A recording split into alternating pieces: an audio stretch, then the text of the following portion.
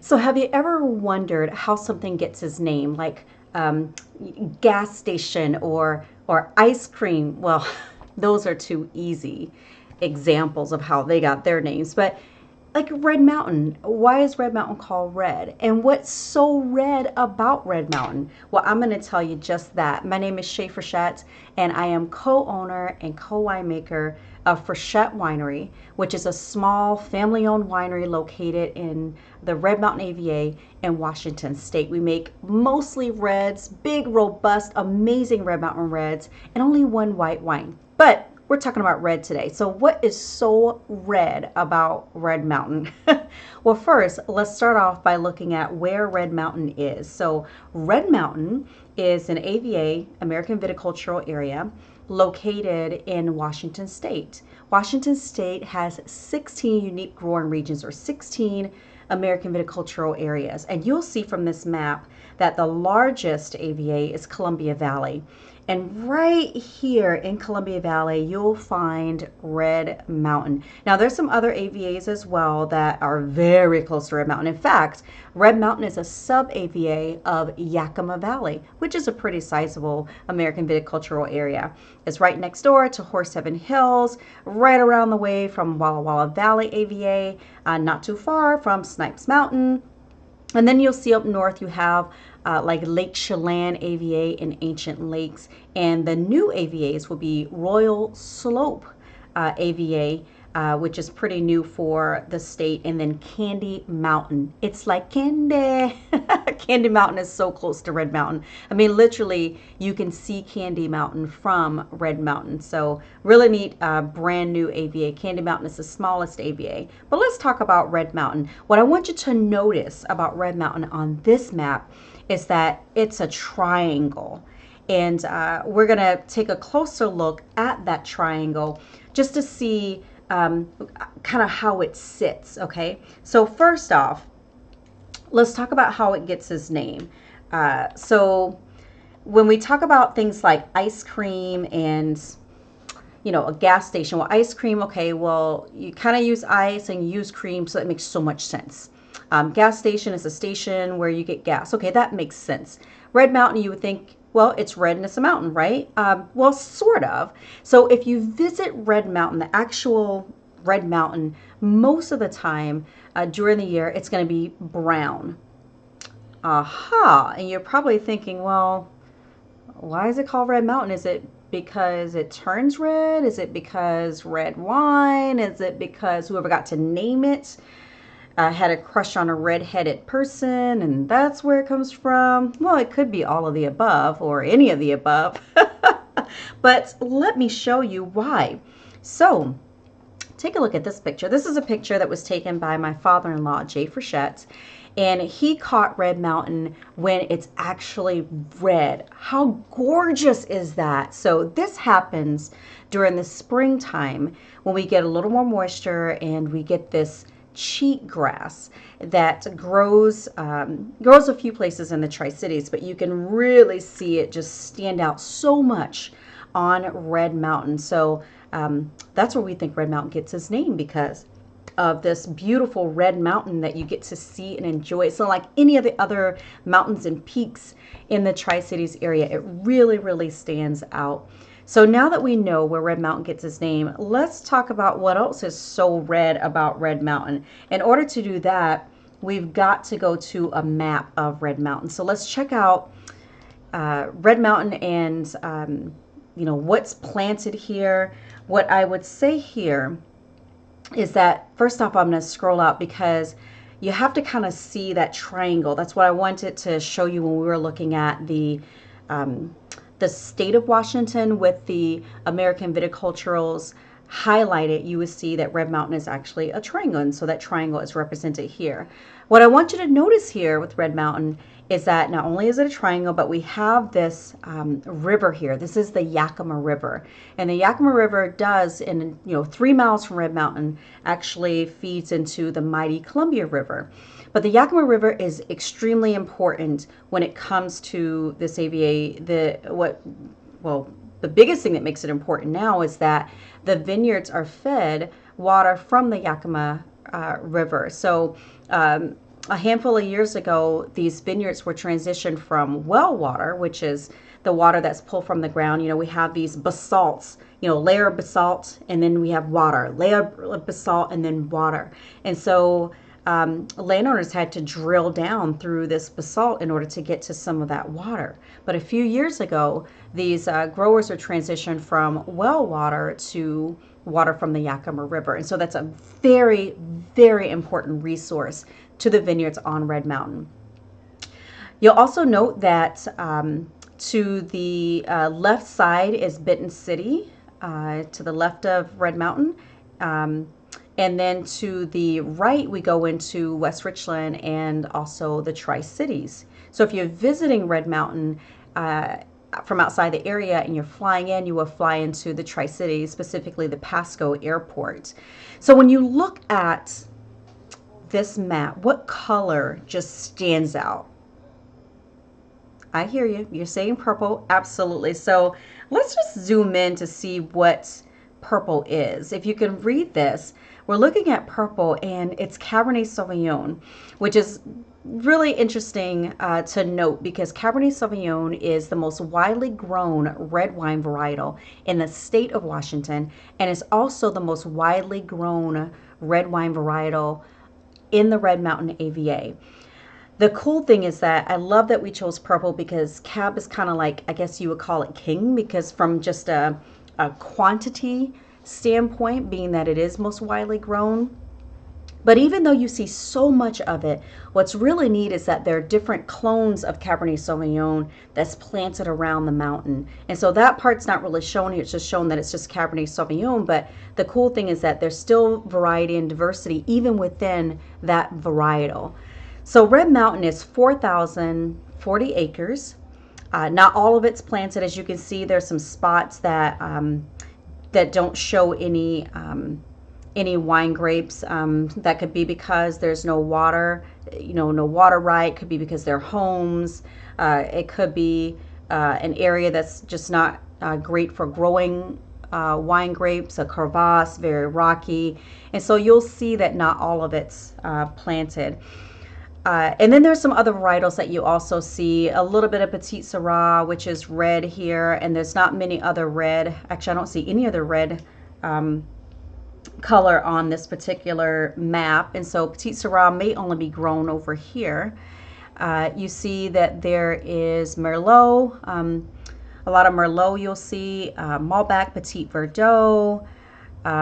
For white wine varietals, those are more on the shades of yellow. So you'll see Chardonnay and Riesling, Chenin Blanc. I did a video on Semillon. So there's a couple vineyards that grow Semillon here. I'm just going to back out just a little bit more. And let's kind of move up top and see what other varietals we can find before zooming back in. So let's see, Cabernet Franc, just some little slivers of Cab Franc here and there. A little bit of Petit Verdot we can see in a couple of areas. Look at over here, a little Barbera over here. That's kind of fun. In this little corner right here, you'll see where this particular vineyard is. This line here designates on the right side of it designates the AVA. So you'll see even with this grower, he has a little bit of Grenache. Most of it's inside the AVA. It's a little bit outside of the AVA, but there's some Grenache and Syrah, Tempranillo. In fact, with Syrah, you actually see there's some nice blocks of Syrah that's grown. A little bit of Mourvedre right here. So there's a lot of fun stuff when we zoom in. More Barbera, Zinfandel. How fun is that? Carmenere. So we're kind of discovering that there is quite a bit of Cabernet Sauvignon grow here on Red Mountain, but there's also some other varietals too. I'm actually seeing, look at these pockets of Rouzon, which is a white wine varietal, Viognier, little Nebbiolo, some fun stuff. Okay, so let's jump into vineyards. What you should know about an AVA, what you should know about, I'll talk Red Mountain specifically, is that although you have this really small postage stamp size wine region, any winemaker or purchaser can purchase these wine grapes and make wine, even if that wine is sold in a different area. So You might be in another part of Washington and there's a tasting room or a winery there, and they may have a wine that's designated as a Red Mountain wine. So you will definitely see that. And what I would say is really cool about that is that you still taste the place. And that's what's key. That's what makes an AVA in a region so special, is because when the wine grapes come from that place, you're tasting that terroir. You're tasting what Mother Nature has granted to that specific area, for for what how Mother Nature treats that area, the terroir, the climate, the wind, the soil. You're just the way the sun hits it. So many characteristics go into making an area so unique that it reflects in those wines. And so when you see Red Mountain, you're definitely tasting a place. So let's talk about some of the vineyards that you could see on a bottle of Red Mountain wine. So some of the vineyards here are more so estate vineyards, and they may not necessarily sell wine to other winemakers. It might just be that wine from their particular vineyards only on their particular bottle. But there are some vineyards that are they grow and that's all they do, and they sell their wine grapes to winemakers who then take that product and craft it into the wine that you get to enjoy. So some of the vineyards I want to highlight. Let's go to this one. So Gamache, the Gamache family owned Daly. Daly Vineyard is right off of Sunset Road, which is right here. And it's just a small 5-acre vineyard. So although this looks like it's kind of large here, it's only 5 acres. And so that 5-acre little postage stamp, Roger Gamache sells those wine grapes to other winemakers. So other vineyards, Fidelitas is not only a tasting room. Charlie Hoppus is the winemaker and owner of Fidelitas. So they have an estate vineyard there. I don't think that Fidelitas sells their wine grapes, but I'm not 100% sure. But you'll see that Charlie's growing a lot of Cabernet Sauvignon at his estate vineyard. Blackwood Canyon, a sizable chunk. They do sell their wine grapes, and so you may see Blackwood Canyon or the canyons on labels. Let's go to Heart of the Hill. So Heart of the Hill is owned by the Williams family. They have Kiona Vineyards and Winery. They were the first ones to actually plant wine grapes on Red Mountain. So this is their Heart of the Hill. This is where actually Frechette, we get our Carmenere from. So let's actually go back down because there's some vineyards I'd love to note. I love the name of this vineyard. So just to give you some sense of where we are on this map, Sunset Road is right here, and Frechette is right here, Frechette Estate. And actually this here that I'm circling, that's where I'm sitting right now bringing you this video. So that's Frechette, our winery tasting room, and we have Cabernet Sauvignon and Cabernet Franc, and we use our wine grapes for our own wines. And so for the wines that we make, either it's a 100% Cab or 100% Cab Franc or a Cab Sauv, Cab Franc blend, it'll be labeled Frechette Estate. That's the name of the vineyard. Red Path is it's a 10-acre plot. You'll see that they have a couple blocks planted here. A notable vineyard is Clipson. Clipson's been around for a really, really long time. They have some very mature vines. They are one of the vineyards on the mountain that has Simeon. You'll notice there's a lot more color than there is for the yellow color, so a lot more red wine grapes grown on Red Mountain than white wine grapes. But a lot of winemakers and wineries use fruit from Clipson. You'll see Cab and Merlot, Syrah it has Clipson Vineyard on it for other makers. Some other vineyards that I'll note up here is Scootney Flats Vineyard. Scootney is a soil type. On the mountain, there are a few different soil types that make up Red Mountain, and Scootney is one of them. And so that's one of the names that you'll see in this particular vineyard. So this vineyard is dedicated to all red, and they have quite a bit of Cabernet Sauvignon, but you'll see they have other pockets of like Petit Verdot and Cabernet Franc and a couple blocks of Malbec there as well. Another vineyard that is pretty famous is Ciel du Cheval. Ciel du Cheval's been around quite a while. In fact, I shared that the Williams family of Kiona, they have their first plantings here. In the very beginning, they actually partnered with the owner of Ciel du Cheval to plant those first vines on Red Mountain. And then some years after that first planting, Jim Holmes, who's the owner of Ciel du Cheval, decided to start his own, which is right across the street from Kiona. Aquilini, they're a big player here on the mountain. They have a few different areas, so you'll see their name. I'm just kind of circling that. You'll see their name on this map a few times, and so they plant quite a bit of Cabernet Sauvignon. The cool thing is you'll see they're on both sides of Sunset Road. So here they are again here with some huge blocks of Cabernet Sauvignon, and so they're major players. There's some big landowners. Let's see, what else do we see over here? Quintessence. A lot of winemakers use Quintessence vineyard. The cool thing about Red Mountain, I'm going to zoom back out because even though we're looking at these vineyards, as we head north on this map, we're climbing in elevation.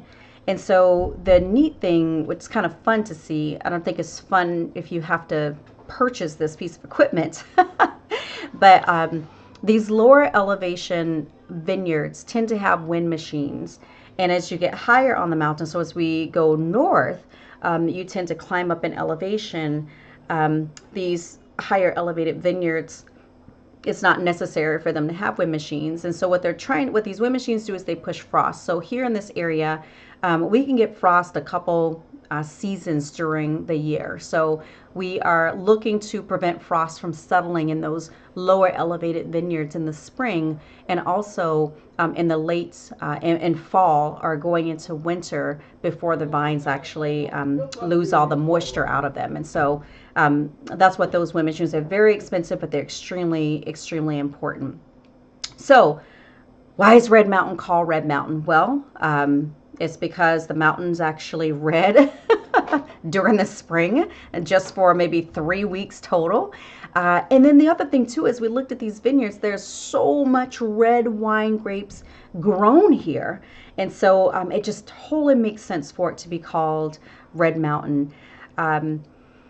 If you're looking for this map, to look at some of the other vineyards here, because that's going to be really neat. And I think it's an AVA that is really easy to learn about because it's so small, and you have vineyards that sell to other winemakers. And so it would be relatively easy to, for example, Quintessence, buy 5 different cabs from 5 different wineries that are all from Quintessence Vineyard. Like, that's actually super possible and very exciting to do. But if you want to take a look at this map and see other vineyards like Ranch at the End of the Road and Songbird and Tremazzi, Monte Scarlato Vineyard, if you look Shaw 32, if you're looking to get a closer look at this vineyard, a closer look at this AVA, to really get to know about the vineyards, then go over to FrechetteWinery.com,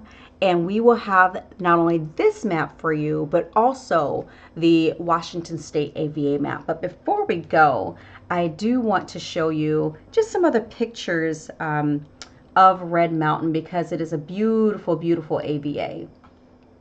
So this is a picture of actually looking out at Red Mountain, and that brown barn is Ciel du Cheval. Now this is taken from the Frechette Estate Vineyard. So our vineyard's a pretty young vineyard. You can just kind of look at the vineyard and see that. The trunk of it's really thin and looks really young. The cordon, which are the arms, look really young. But this is a really cool view of Red Mountain. Just up here you can see Cosolari. Cosolari is a winery and tasting room. It's a joint venture between the Antinori family out of Italy and Chateau Saint Michel. So you could definitely see them from Frechette. And then all this vineyard over here you see, this is Quintessence Vineyard. So if you kind of think about that map where we're looking at, Ciel du Cheval is a vineyard that I pointed out. Frechette Estate Vineyard I pointed out. Quintessence Vineyard I pointed out. And then this new planting here is Aquilini. So this is a little bit dated, but let's see if I can't find just something that has that's a little more recent. So let's see what we have here for photos. Oh, this is one of my favorite. Well, you know what? Let's take a look at Ciel du Cheval too, because remember I just showed you a picture of Ciel du Cheval. So this is kind of a closer look at that iconic, vineyard there. And then my favorite picture, I have to end on this one. My all-time favorite view, I guess one of them, because there's so many amazing views here on Red Mountain. And this will be in the fall. You can tell by the color of the leaves on the vineyard, as well as the color of the trees in the background. But you can see the Yakima River.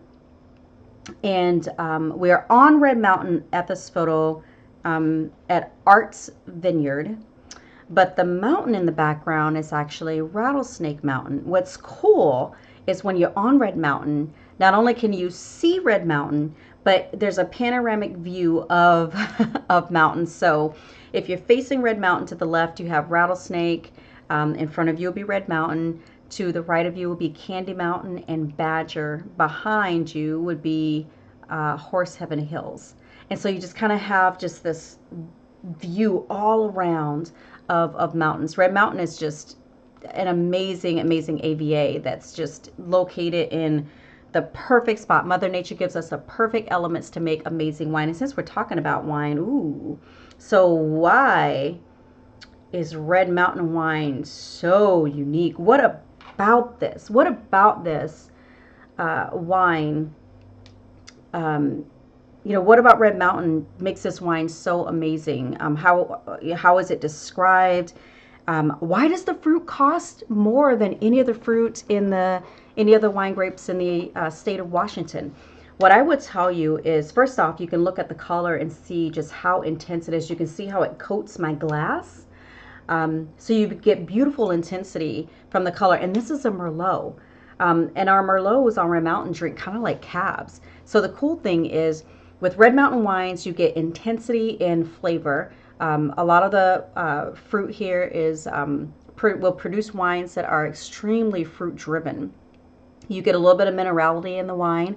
I love the tannin structure on the wines that are made from Red Mountain fruit. I mean, when you taste the Red Mountain wine, you absolutely know it. The tannins just hit you just so assertive, and just really pulls that wine together from a texture and a mouthfeel standpoint. So when you think Red Mountain, I would say think bold, drink Red Mountain. So think bold, drink Red Mountain, because that is one of the words I would use to describe bold, intense color, intense flavor, fruit driven, minerality, assertive tannin would be how I would describe a Red Mountain wine. This is a Frechette Merlot at Frechette. We love making Merlot. My favorite thing about Merlot is that not only is it so dang delicious, but it's the first red wine varietal that we bring in during harvest. And so for harvest, we're just like, oh my God, it's harvest, it's harvest. And so that Merlot is first to come in for us. And so it's just super consistent all the way through with beautiful flavor, and it's just an easy variety to work with. So I hope you enjoyed this What's So Red About Red Mountain. The wine, of course. If you're interested in that map, again, visit Red Mountain, but go to FrechetteWinery.com. Make sure you subscribe, please, and keep up with us on Instagram and Facebook and all that fun stuff. And again, think bold, drink Red Mountain. Thank you.